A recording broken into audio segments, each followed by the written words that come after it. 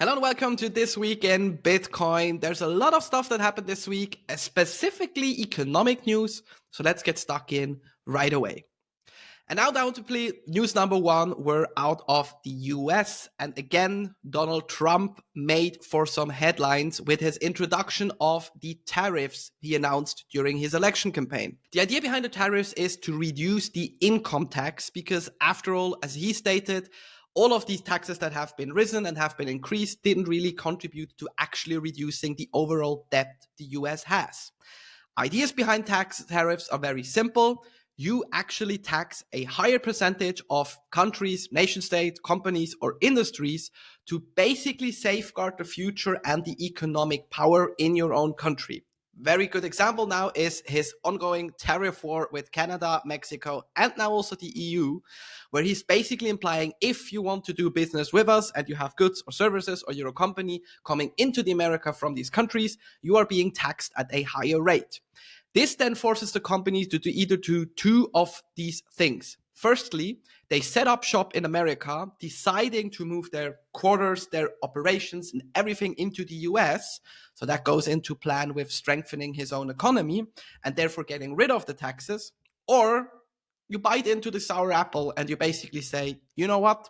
We are going to pay these tariffs and we are going to increase actually our prices or services or however you are structuring that deal. While that move is definitely more of a political move, we've seen in Canada that the Canadian Prime Minister Justin Trudeau actually already caved in and is now willing to work with Trump on these measures. There's definitely also an economic principle behind it. See, the US is enjoying the dollar hegemony as the world reserve currency. Therefore, President Trump's initial plan is to also strengthen that dollar and in the same time reduce debt. If you have additional sources of income next to the tax rates that citizens pay, you will obviously be able to reduce that debt. However, seeing how the outfall now was from all of these tariffs, the economy and basically every free market was in a downfall, including Bitcoin for some weird reason. But if you look on chain, it was actually retail who was dumping Bitcoin and institutional investors who were picking it up. However, it wasn't really a positive reaction by markets, and therefore Trump now has to either be very good at negotiating on the deal table, which he's kind of famous for if you've seen his past stuff. Whether it was successful or not, that's a different topic. And on the other hand, make America more attractive for actually foreign businesses to come in. If he's able to succeed, there are two outcomes which are actually both positive for Bitcoin. If it were to happen that a lot of shops set up in America and say, you know what, we're not willing to pay these up to like 45% in tariffs, it is actually strengthening the US economy, creating more output, reducing debt, ideally, if he manages to then also pay off that debt, and therefore strengthening the US dollar. He's also the assumption that you should actually lower interest rates, whether that be with the treasury bills or later on with the Federal Reserve. And out of that, you obviously then also have an increase in liquidity. So on one hand, if you have increased liquidity, more economic output, you're actually going to see more people allocate towards assets. And mostly in the past, this has been the case with Bitcoin as well.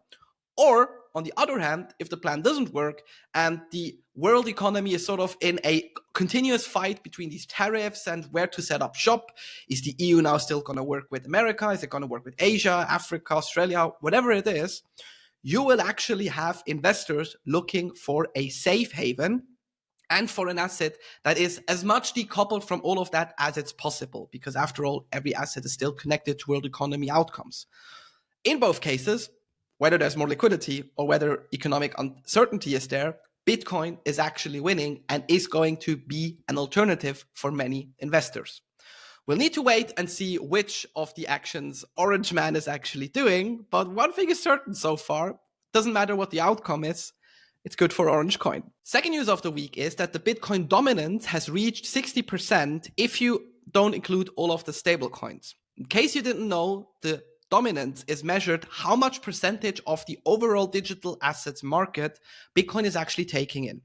That number used to be at 42% roughly 18 months ago. Now we're at 60.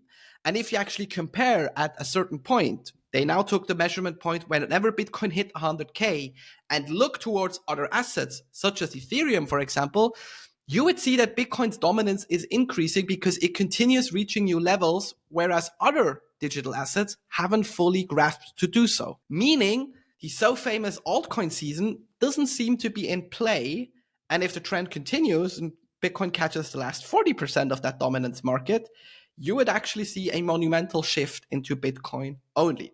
Combine that with what I've said previously with the tariffs and all of the positive outcomes, well, we could be in for a real swinger in the future where Bitcoin is just going to eat up and swing more of that market under its umbrella, and therefore, obviously, also increasing its position in every market. And last but definitely not least, we also have some positive news for every Sol miner out there. A home miner actually managed to find portions of a block, so he contributed to a mining pool, gaining him roughly 330,000 US dollars redeemed in Bitcoin, proving that mining, although it's a big infrastructure with public companies, can also be achieved on a more personal basis. So for everyone who's solo homo mining, that is still an option for you to do.